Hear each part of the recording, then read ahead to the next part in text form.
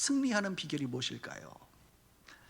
누군가 저에게 목사님, 인생을 성공적으로 또 인생을 승리하면서 살 수 있는 비결이 무엇인지 딱 하나만 좀 알려주세요 라고 물어본다면 저는 거침없이 이렇게 표현하고 싶습니다. 교만하지 말고 끝까지 겸손해라. 교만하지 말고 끝까지 겸손해라. 이렇게 대답해 주고 싶습니다. 인생의 성공과 실패에, 인생의 승리함과 패배함의 중요한 기로에서는 인간들이 교만이 있기 때문에 그렇습니다. 감히 예언하건대 여러분들이 끝까지 겸손하시다면 여러분의 인생은 승리할 것이고 성공할 것입니다. 그러나 어느 순간 여러분들이 교만해지신다고 한다면 세상의 눈에는 성공하고 승리하는 것처럼 보이지만 결국 우리는 실패하고 좌절하고 말 것입니다. 인생의 승리, 그 비결은 끝까지 겸손한 것이죠. 교만이 무엇입니까? 교만은 스스로 마음을 높이는 것입니다. 스스로 자기 자신을 높이는 거예요. 특별히 하나님의 영광, 하나님의 그 은혜 베푸심을 그가 취하여 하나님께 영광을 돌리는 것이 아니라 결정적인 순간에 자기를 높이게 되는 거예요. 자기가 영광을 받는 것, 그것이 교만입니다. 겸손은 반대로 스스로 낮추는 것입니다. 하나님이 받으셔야 될 영광을 자신이 가로채지 않고, 그렇습니다, 하나님의 은혜 덕분이었습니다. 주님의 힘주심 덕분이었습니다. 주님의 도우심 덕분이었습니다. 저는 아무것도 한 것이 없습니다. 하나님이 하신 것입니다. 나는 쇠하고 하나님은 흥해야 합니다. 하나님께 영광을 돌리는, 그것이 겸손한 것입니다. 저는 우리 빛과 소금의 교회 식구들이 이 영상을 보시는 여러분들이 끝까지 교만하지 않고 겸손할 수 있기를 주님의 이름으로 축복합니다. 성경을 제가 연구해 보니까 교만과 겸손에 관련돼서 연관 검색어라고 말할 수 있죠. 연관 어들이 꽤 많이 등장합니다. 먼저 교만에 관련돼서는 이런 표현이 성경에 등장합니다. 교만한 자에게는 욕도 온다. 여러분, 교만한 사람은 여러분 욕하잖아요, 그죠? 교만하면 욕이 따라온다는 거예요. 욕이. 교만은 멸망의 선봉이다. 교만하면 하나님이 그를 낮추신다. 교만하면 하나님이 그를 대적으로 삼고, 교만하면 대적들이 달라붙는다는 거예요. 반대로 겸손하면 구원이 임한다. 겸손하면 지혜가 임한다. 겸손은 존귀의 앞잡이다. 존귀합니다. 겸손하면 영예를 얻는다. 겸손하면 은혜를 받는다. 그래서 겸손해하면 가장 많이 나오는 단어가 뭐냐면 은혜를 받는다. 겸손한 자에게 하나님은 은혜 주시는 줄 믿습니다. 교만한 자에게 가장 많이 등장하는 단어가 하나님이 낮추신다. 그러니까 하나님은 기본적으로 교만한 자를 낮추시고 겸손한 자에게 은혜를 베풀어 주신다라고 성경은 한마디로 정리할 수 있어요. 왜 이야기를 오늘 설교에서 시작하느냐면, 오늘 본문에 등장하는 다니엘 4장의 내용은 교만한 한 사람 느부갓네살 왕의 자기 고백의 내용이라고 말할 수가 있기 때문에 그렇습니다. 느부갓네살 왕 하면 여러분 여러 가지로 우리가 해석할 수 있지만, 오늘 그는 자기 자신을, 자기 인생의 마지막을 이렇게 결론 짓습니다. 나는 교만한 자였다.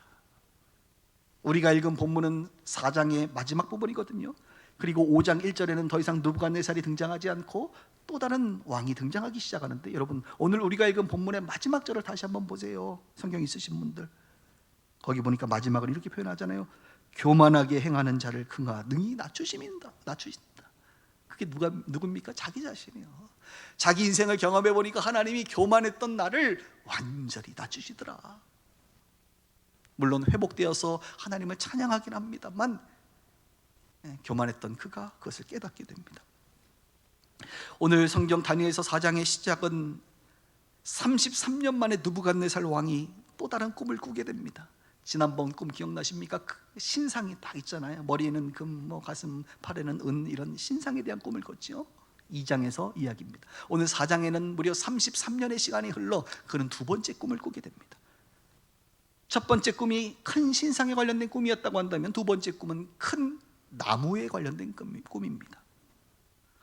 느부갓네살은 예전의 기억을 되살렸는지 바로 이 꿈을 해석할 수 있는 분은 하나님이라고 그는 고백합니다. 그래서 4장 2절에 보니까 지극히 높으신 하나님이 내게 행하신 이적과 놀라운 일을 내가 알기를 원하노라. 다니엘을 통해서 그 과거의 놀라운 꿈을 하나님이 해석해 주셨으니 오늘도 그 하나님께로부터 내가 알기를 원합니다 라고 그는 고백하죠. 그것은 과거의 경험을 통해서 나타나는 것입니다. 하나님은 꿈을 알게 하시는 신이시다. 그는 다신론자로서 하나님은 어떤 하나님이세요? 풍요의 하나님, 다신의 하나님이 아니라 물을 다스리는 하나님, 해를 다스리는 하나님이 아니라 그에게 경험되어진 하나님은 꿈을 해석하시는 하나님이라 이거예요. 그래서 오늘도 이 꿈을 해석할 하나님을 찾게 되고 하나님께로부터 알기를 원합니다라고 고백하는 것을 보게 됩니다. 예전 꿈은 꿈도 맞춰야 되고 해석도 해야 되는 어려운 문제였죠. 그러나 이번에는 아예 꿈을 자신이 먼저 이야기합니다. 내가 이런 꿈을 꾸었다. 이제 맞춰라, 해석해내라. 왜 그럴까요? 바로 높으신 그 하나님, 꿈을 해석하시는 하나님에 대한 검증이 끝났잖아요. 그분이라면 이제 해몽하실 수 있다라고 하는 그 믿음이 그 안에 있었기 때문에 그렇죠. 그래서 바벨론의 모든 지혜자들을 불러 모으죠. 박수, 술객, 술사, 점쟁이들이 옵니다. 그런데 그들은 그 꿈을 해석해내지 못합니다. 마지막 순간에 다니엘이 등장합니다. 다니엘이 등장했을 때 느부갓네살은 흥분해서 이렇게 말하죠. 거룩한 신들의 영이 있는 자 다니엘아. 다니엘을 뭐라고요? 거룩한 신들의 영이 그의 안에 있다. 그는 어떤 은밀한 것이라도 어려운 것이 없는 줄 내가 아노라 라고 말합니다. 너라면, 너가 믿는 그 신 하나님이라고 한다면 과거에도 그랬던 것처럼 지금도 이것을 해석할 수 있을 거야. 너에게는 거룩한 신들의 영이 있잖아 라고 말하죠. 그런데 사실 다니엘은 거룩한 신들이라고 표현하는 게 좀 우리 입장에서는 맞지 않죠. 다니엘에게는 여러 신들이 있는 게 아니라 거룩한 신 여호와 하나님의 영만 있죠. 아직 느부갓네살은 거기까지 알지 못했던 것 같습니다. 지난 33년간의 왕 옆에서 다니엘은 왕을 수행했습니다. 왕의 지혜자가 되어 주었죠. 다니엘이 왔을 때 왕은 그를 기뻐하면서 신뢰하는 표현을 쓰지 않습니까? 이것을 통해서 우리가 알 수 있는 게 무엇입니까? 다니엘은 33년간 왕에게 한결같았고 왕에게 신뢰와 총애를 받는 자였다라는 것이죠. 그래서 인생의 중요한 순간에 다시 한번 다니엘이 왔을 때 그런 확신을 가지고 다니엘 너라면 충분히 이 문제를 해결할 수 있어. 나는 너를 믿어라고 얘기하고 있는 것입니다. 저는 이 내용을 살펴보면서 갑자기 우리 빛과 소금의 교회 성도님들이 생각났습니다. 우리 교회 성도님들은요 다니엘이 굉장히 많아요. 그래서 여러분들이 영어 이름이 없다고 한다면 여러분들 영어 이름을 다니엘로 지어도 괜찮습니다. 제가 교제를 해보니까 정말 우리 교회 식구들이 다니엘처럼 신뢰와 총애를 받는 사람들이 굉장히 많더라고요. 특별히 회사 생활 하시는 분들 중에 상급자에게 회사 대표 사장님들에게 총애받는 분들이 굉장히 많아요. 오늘 이곳에 앉아있는 분들도 제가 눈에 띄는데 말이죠. 우리 교회 식구들은 보니까 회사에서 거의 2인자들이 많아. 내가 보니까 사장님 다음으로 중요한 역할을 하더라고요. 그래서 어떤 분은 저에게 이렇게 말하더라고요. 웃으면서 자기는 본사로 가고 싶어도 못 간다는 거예요. 그 지사에 있는 사장님, 그 대표님이 자기를 절대 안 보내준다는 거예요. 굉장히 좋은 이야기죠. 얼마나 신뢰하면 너는 좀 가지 말고 내 옆에서 계속 나를 도와줬으면 좋겠어. 한결같이 신뢰받는 다니엘의 모습을 보게 됩니다. 오늘 대표기도 했던 것처럼 신뢰받는, 권위가 회복되는 그런 다니엘과 같은 그런 기독교인들, 교회들이 되어야겠지. 그에게는 거룩한 신들이 있다고 믿습니다. 우리의 표현으로 얘기하면 거룩한 하나님의 영이 그 안에 있기 때문에 그렇습니다. 느부갓네살 왕은 여전히 다실론 사상에서 벗어나지 못함을 봅니다. 여러분, 그런데 우리가 살고 있는 세상에는 이런 느부갓네살 왕들로 가득 차 있습니다. 대부분의 사람들이 무신론이거나 다신론인데, 다신론자들의 입장에서는 예수 믿는 우리 안에 있는 성령이, 하나님의 영이 그냥 여러 신들 중에 한 신으로 받아들이는 것 같지요. 그런데 우리의 삶을 통하여, 다니엘 같은 삶을 통하여 그들이 깨닫게 됩니다. 야, 하나님이 진짜 신이구나. 신 중에 큰 신이구나. 아니, 신 중에 비할 바가 안 되는 신이구나라는 것을 그들이 조금씩 알게 됩니다. 다신론자들이 어쩌면 유일신론자, 여호와 하나님만이 진짜 신임을 알게 하는 그 디딤돌 역할을 누가 하고 있는 거예요? 오늘 다니엘이 하고 있고 저 여러분들이 그 일을 해야 된다는 거예요. 손바닥 뒤집듯이 어떤 사람들은 한 번에 하나님 믿고 유일신으로 섬길 수 있습니다. 그러나 조금씩 자신들이 경험했던 알던 귀신들을 포함해 수많은 그 신들 중에서 야, 진짜 신이 하나님이었구나, 이제 그분만 섬기면 되겠구나 라고 하는 신적 관점이 완전히 변화되는 그 디딤돌 역할을 우리가 해야 된다는 거예요. 오늘 느부갓네살 왕은 꿈을 꿉니다. 그 꿈의 내용은 이렇습니다. 들어보십시오. 땅의 중앙에 큰 나무가 하나 보입니다. 이 나무가 자라서 높고 견고하고 심지어 이 나무의 높이가 하늘을 닿을 것 같고, 얼마나 높았는지 땅의 끝에서 끝에 있는 모든 사람들이 그 나무를 볼 수 있었습니다. 심지어는 그 나무의 잎사귀는 아름다웠습니다. 열매들은 힘이 많아서 만민이 그 나무의 열매를 따먹을 수 있을 정도로 풍성했습니다. 들짐승들이 그 나무 아래에 모입니다. 그늘을 이루게 되고 하늘의 새들은 그 나무의 가지에 깃들게 됩니다. 이런 좋은 나무입니다. 그런데 이 나무를 향하여 한 순찰자, 거룩한 자가 하늘에서 내려옵니다. 그리고 소리를 지릅니다. 이 나무는 육체를 가진 모든 것이 그 나무에서 먹을 것을 얻더라라고 성경이 말할 정도로 아주 위대한 나무였습니다. 느부갓네살 왕이 얼마나 기뻤겠어요. 그런데 하늘에서 내려온 한 순찰자, 천사라고도 말할 수 있고 어떻게 보면 하나님이라고 말할 수 있지요. 그분이 소리를 지릅니다. 뭐라고요? 그 나무를 베라, 가지를 잘라라, 잎사귀를 떨어뜨리고 열매를 해치고 짐승과 새를 다 내쫓아버려라. 그 위대하고 위험 있던 나무가 한순간에 사라져버리게 되죠. 그러나 그 뿌리에 구루터기를 남겨둬라. 아무도 접근하지 못하도록 보호하는 상징의 의미로서 쇠와 놋줄을 동여서 들풀 가운데 그냥 두어라. 그것이 하늘 이슬에 젖고 땅의 풀 가운데서 짐승들과 더불어 그냥 생존하게 둬라. 이렇게 말합니다. 그리고 나서 이런 표현이 나와요. 아주 중요한 표현입니다. 또 마음은 변하여 사람의 마음 같지 아니하고 짐승의 마음을 받아 7대를 지나리라. 7년을 지낸다. 자, 사람의 마음을 받지 아니하고 어떤 마음? 짐승의 마음을 받아 7년을 지내리라 라고 하는 이 꿈의 내용을 보고 이 순찰자의 음성을 듣게 된 거예요. 자, 여러분, 꿈을 깼습니다. 느부갓네살이 기분이 어떨 것 같아요?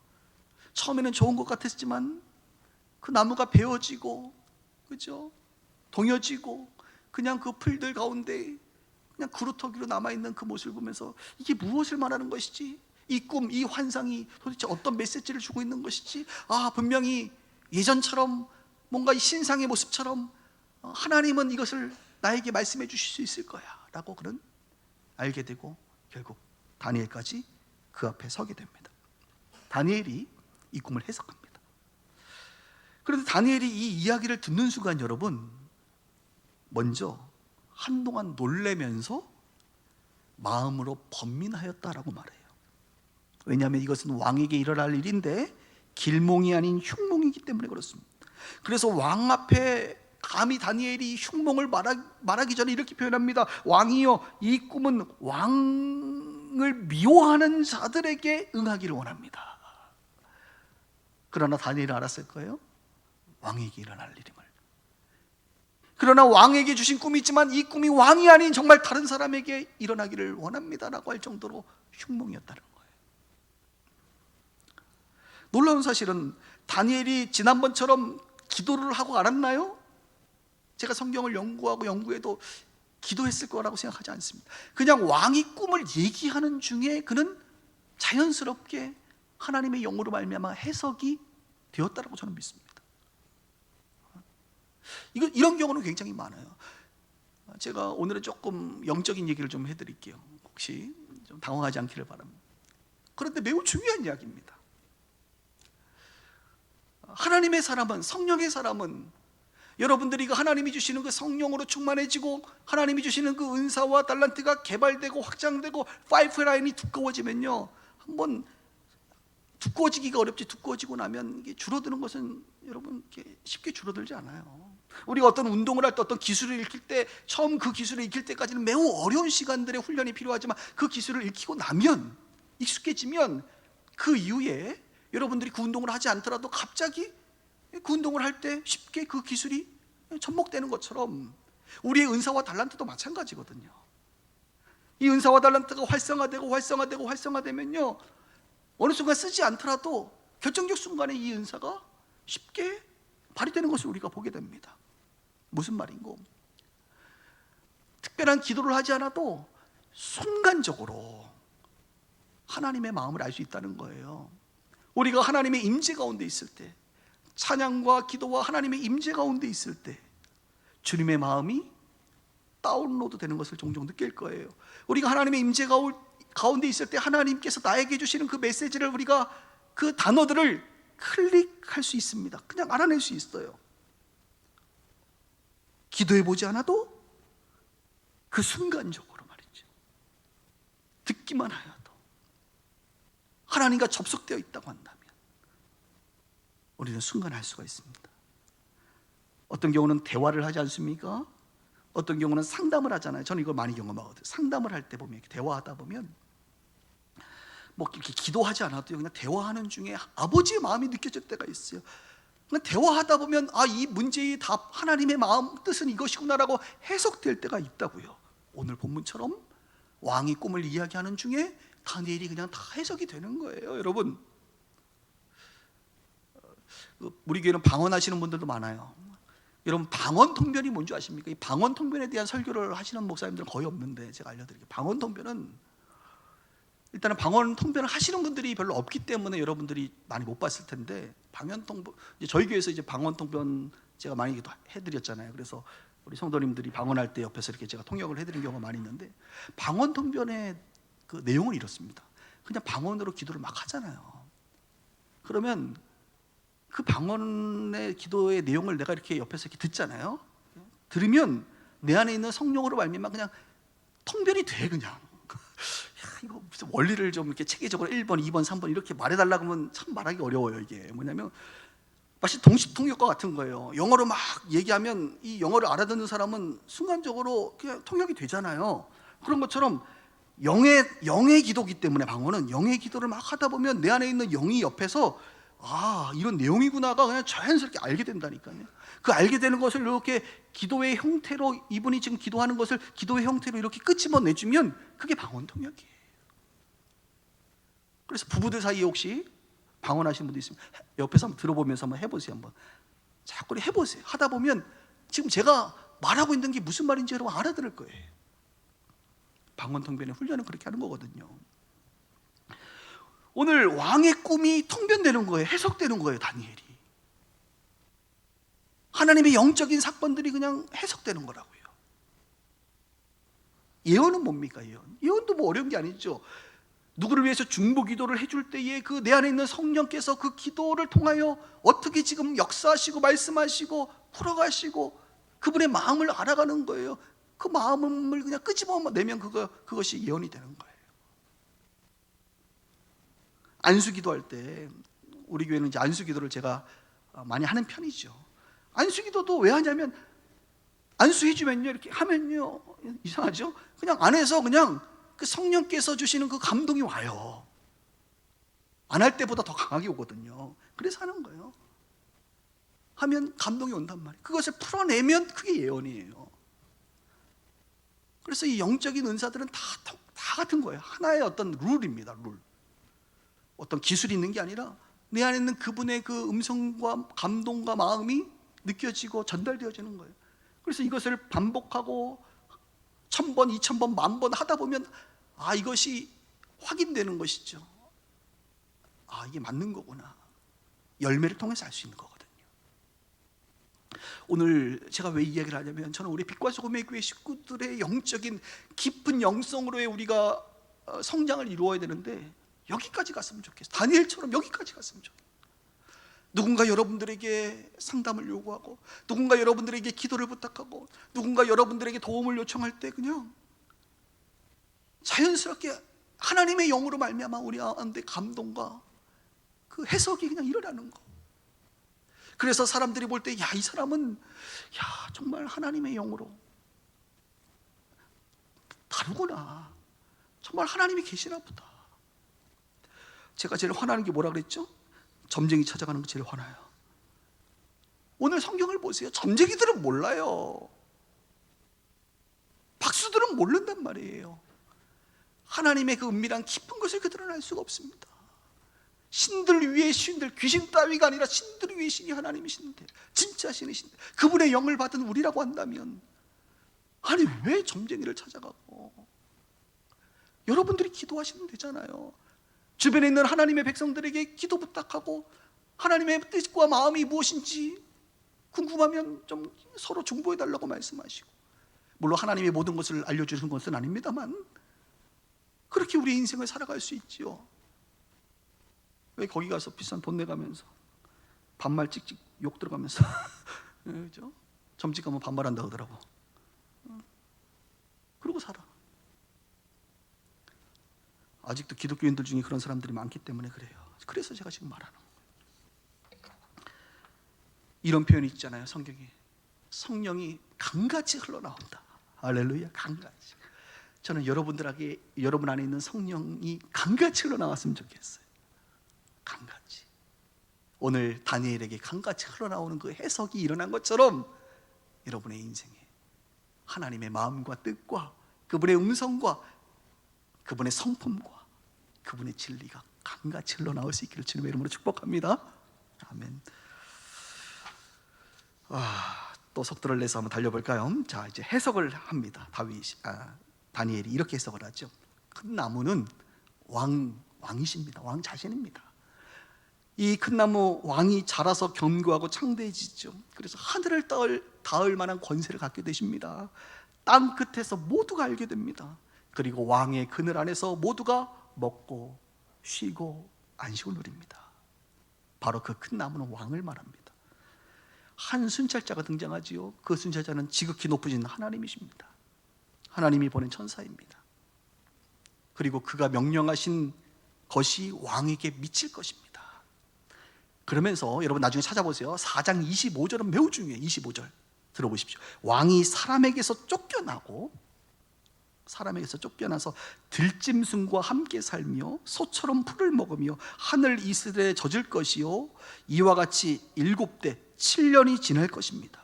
그때에 지극히 높으신 이가 사람의 나라를 다스리시며 자기의 뜻대로 그것을 누구에게든지 주시는 줄을 왕이 알게 될 것입니다. 여러분, 여기 보면 지극히 높으신 하나님이 사람의 나라를 다스리신다라는 표현이 나와요. 이 표현에 대해서 유명한 미국의 신학자 몽고메리라고 하는 사람은 이렇게 표현하고 있습니다.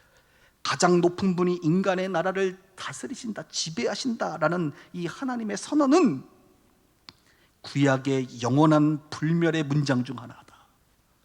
구약의 그 불멸의 아주 유명한 문장 중에 하나가 바로 하나님이 인간을 다스리신다라는 표현이다, 이렇게 말하고 있어요. 그러면서 다니엘은 왕이여 그루터기를 남겨두실 것입니다.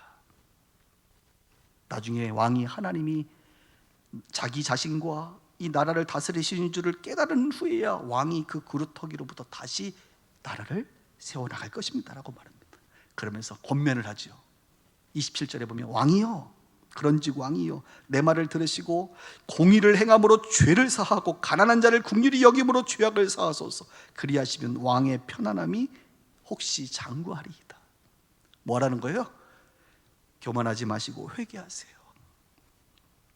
가난한 자를 돌보십시오. 공의를 행하십시오. 그렇게 그동안 하지 않았지 않습니까? 회개에 합당한 열매를 맺음으로 말미암아 마치 세례 요한이 표현한 것처럼 회개하세요. 그럼 하나님이 죄를 용서하시고 평안함을 주실 줄 아시겠습니까? 라고 다니엘은 회개를 촉구합니다. 여러분, 이 느부갓네살 왕이 그 말을 듣고 회개했을까요? 교만한 사람은 특징이 있죠. 회개하지 않습니다. 회개를 안 해요. 무려 1년 동안. 그리고 1년이 지나서 드디어 하나님의 심판이 그에게 임합니다. 왕이 바벨론 왕궁 옥상을 걷게 됩니다. 여러분, 이 바벨론 왕궁의 옥상은 사실은 무엇을 말하냐면 세계 7대 불가사의 중에 하나인 바벨론의 공중정원이에요. 공중정원. 이 공중정원을 걸으면서 그가 이 바벨론의 이 도성을 보지 않겠습니까? 그러면서 그가 이렇게 독백을 해요. 내가 세운 이 도성, 이 거대한 바벨론을 보아라. 나의 권세와 능력과 나의 영화와 위엄이 그대로 나타나 있지 않느냐. 이렇게 말을 해요. 얼마나 교만해. 이런 다니엘의 메시지를 듣고도 그는 1년 동안 회개는 고사하고 그 정원을 거니면서 봐라, 이게 다 내가 이룬 것이고 이 영광과 위엄이 얼마나 위대하냐. 1년 전에 그 꿈은 아무것도 아니지. 아마 생각도 못하고 있을 거예요. 그런데 그 말을 하는 순간 하늘에서 소리가 납니다. 느부갓네살 왕아, 나라의 왕위가 내게서 떠났느니라. 자기를 최고로 높이는 그 교만의 마지막 하이라이트, 그 순간에 하나님이 오면서 왕아, 영광이 떠났느니라. 그리고 나서 그가 미칩니다. 갑자기 미쳐. 정신병이 들어요. 이후에 쫓겨나게 되고, 쫓겨나서 그 바벨론의 왕이 느부갓네살이에요. 지금 쫓겨나서 소처럼 풀을 먹고 몸이 이슬해졌고 머리털이 독수리 털같이 되고 손톱이 새 발톱과 같이 됩니다. 아니 갑자기 도대체 왕에게 무슨 일이 일어난 것이죠? 그래서 학자들이 이것을 이제 연구하기 시작했죠. 도대체 바벨론 왕에게 어떤 일이 일어났느냐? 우리로 얘기하면 치매 걸린 거 아니냐? 치매 갑자기. 예? 그런데 전문가들은 이렇게 말합니다. 정신병이 걸렸다, 이 사람이. 그 병명은 찾아보니까 잘 안 나와요. 인사니아 조안트로피카 들어보셨어요? 이런 걸로 이제 밥 먹는 학자들이 많아요. 뭐냐면 야생 생활에 대한 갈망이 큰 사람에게 일어나는 그 정신병이라는 거예요. 그래서 이 사람이 짐승처럼 자기가 느껴진다는 거예요. 그래서 자기가 여우 같기도 하고 자기가 늑대 같기도 하고 자기가 짐승인 줄 알고 이 정신병이 들어가지고 짐승처럼 자기가 된 줄 알고 짐승인 줄 아는 거야, 이 사람이. 그래가지고 야생에 가서 자꾸 야생 동물처럼 막 생활을 한다는 거예요. 그 질병이라는 거예요. 그런데 이 질병이 언제 지금 예고된 것이냐면 아까 꿈꿀 때 16절에 제가 강조했죠. 또 마음은 변하여 사람 마음 같지 아니하고 짐승의 마음을 받아 7대를 지나리라, 이렇게 얘기했잖아요. 무슨 마음? 사람의 마음이 아니라 짐승의 마음. 이 짐승처럼 되는 정신병, 이 마음을 받아서 7년을 이렇게 지금 사는 거예요. 그 정신병 드니까 당연히 왕위에서 쫓겨나지요. 그죠? 적대자들로부터 쫓겨나서 그냥 도성 밖에서 그렇게 사는 거예요. 7년을. 그리고 7년의 기한이 찼습니다. 그루터기가 남아있잖아요. 정신이 다시 돌아와요. 그래가지고 자기가 자기 왕국으로 다시 찾아가서 결국은 다시 그 자리에 올라갑니다. 그리고 제정신이 돌아오고 나서, 그리고 나서 지금 느부갓네살 왕이 한 고백이 바로 오늘 우리가 읽은 본문이에요. 본문. 그 본문을 간단하게 제가 다시 정리해드리면 이렇습니다. 34절 36절에 이런 표현이 나와요. 총명이 다시 돌아왔다, 나에게. 내 총명이 내게로 돌아왔다. 그러니까 우리는 확실하게 알겠죠. 아, 지금 총명이 돌아왔다는 건 뭐예요? 내 이 지성, 총명이 완전히 사라져버렸던 거예요. 진짜 짐승처럼 돼버린 거예요. 그런데 내가 총명이 돌아왔다, 이거예요. 이렇게 그는 지금 고백하면서 지극히 높으신 이에게 감사하고 영생하시는 이를 찬양하고 경배하리이다. 그분의 권세와 나라는 영원하고 대대에 미치리로다. 지금 누가 얘기하는 거예요? 느부갓네살이 하나님을 향하여. 하나님, 그는 각자의 자기의 뜻대로 행하시나니 아무도 그 주권에 도전할 자가 없습니다. 하늘의 왕을 찬양하라, 찬송하라, 경배하라. 이 일이 다 진실하고 그의 행하심이 의로우시도다. 그리고 마지막에 그래서 했던 표현이 뭐라고요? 교만하게 행하는 자를 그가 능히 낮추심이니라. 완전히 자기 간증이죠. 세상에서 가장 교만한 사람이 느부갓네살인데, 느부갓네살은 자신의 능력과 위엄과 권세를 찬양했던 자인데 지금 하나님을 찬양하는 자로 바뀌었습니다. 심지어는 신상을 만들어 이것이 자신이라고, 여러분 절대 권력은 절대 부패하며 신성하게 돼 있어요. 우상하게 돼 있거든요. 네? 우리 옆에 나라들만 보더라도 다 그렇잖아요. 이 우상화되어 있게 돼 있어요. 그랬던 느부갓네살이 하나님께 경배함, 하나님을 신으로 모시게 되죠. 지난 주간에 우리가 줌 소그룹을 하면서 제가 이런 질문을 했어요. 여러분의 인생의 가장 위기는 언제였습니까? 라고 물어봤을 때 많은 분들이 뭐 부부관계라든지 경제적인 어려움이라든지 아니면 IMF라든지 이런 정말 인생의 위기들을 고백하는 순간들이 있었는데요. 그런데 대부분이 이런 고백을 해요. 내가 정말 힘들었을 때 하나님을 만났다, 하나님의 은혜를 받았다. 그리고 자기가 힘들어지면 자기가 얼마나 교만한지를 이제 깨닫는다는 표현들도 많이 썼어요. 그래서 위기가 물론 힘들지만 이 느부갓네살 왕에게 7년의 여러분 이 정신병원, 이거는 상상하기도 어려운 어려움이었지만 이 위기를 통하여 누구를 발견합니까? 하나님, 능력의 하나님, 진짜 신, 그분을 발견하게 되는 거예요. 어떤 분들이 이렇게 질문할 수 있어요. 목사님, 느부갓네살 왕은 구원을 받았을까요? 못 받았을까요? 야, 이 질문 참 어렵죠. 그래서 제가 좀 찾아봤어요. 학자들마다 의견이 분분합니다. 누구는 구원받았을 것이다, 누구는 구원받지 못했을 것이다. 저는 모릅니다 라고 대답하고 싶어요. 몰라, 가봐야 알아. 가면 찾아볼 사람 중에 한 명이 느부갓네살입니다. 다신론자가 유일신론자가 되었을까요? 그래서 구원을 받았을까요, 여러분? 저는 정확히 말을 할 수는 없지만 하나님만이 아시겠지만 이렇게 표현하고 싶어요. 가능성은 있지 않을까요, 여러분? 가능성. 오늘 마지막 순간에 느부갓네살 왕이 고백했던 이 7년의 인생의 고생 끝에 고백했던 내용들을 보면 가능성은 있지 않을까? 가능성. 이렇게라도 우리가 다신론자들을 하나님의 백성되게 이런 고백이 일어날 수 있도록 인도해야 되지 않을까, 이런 생각을 하게 됩니다. 왜 이런 이야기를 하냐면 우리 성도님들 중에 가족 구원을 위해서 기도하시는 분들이 많아요.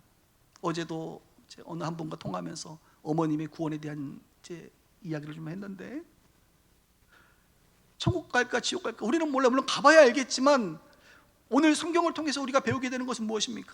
우리가 다니엘처럼 하나님을 제대로 알지 못했던 신들 중에 한 신 정도로 여기는 다신론자 같은 우리의 친인척들, 가족들을 바라보면서 저와 여러분들의 이 수고와 기도와 중보와 애씀을 통하여 그들이 오늘 느부갓네살과 같은 이런 고백을 할 수 있다면 얼마나 좋을까. 혹 그들이 구원을 받으면 얼마나 좋을까. 아, 목사님, 우리 누구는 너무 교만해서 하나님 믿을 만한 인물이 못 돼. 느부갓네살보다 더 교만해요? 느부갓네살보다 더 큰 위엄과 영광성이 있었나요? 그런 사람은 없잖아요. 느부갓네살도 이 교만함 가운데 있었지만, 불가능해 보이지만 여러분들의 가족들이 끝난 것처럼 보이지만 아니요, 끝난 게 아닐 수 있다는 거예요. 그죠? 끝까지 포기하지 말고. 어쩌면 느부갓네살 왕과 같은 이런 시련이 찾아올 수도 있겠습니다. 그러나 그 시련이 왔다 하더라도 이 시련을 통하여 그 영혼이 구원을 받을 수 있다면 우리는 기꺼이 그것을 바라볼 수 있어야 된다는 거예요. 그것이 구원의 계기가 된다고 한다면 그것은 그 사람에게 축복일 수 있습니다. 그래서 가족 구원과 관련돼서 저분은 정말 우리 느부갓네살 정도 되는 것 같아 하시는 분들이 있다면 여러분들이 다니엘과 같이 측근이 되어 하나님의 뜻을 전할 수 있기를 바랍니다. 좀 설교가 길어졌는데요, 오늘 설교의 첫 질문으로 돌아가겠습니다. 인생의 성공, 인생의 승리의 비결은 무엇입니까? 딱 하나만 말하라고 한다면 오늘 성경은 우리 가운데 말하지. 교만한 자는 낮아진다, 겸손한 자는 하나님이 높이신다. 교만은 떠나가고 겸손한 삶이 되기를 주님의 이름으로 축원합니다. 우리가 찬양할까요?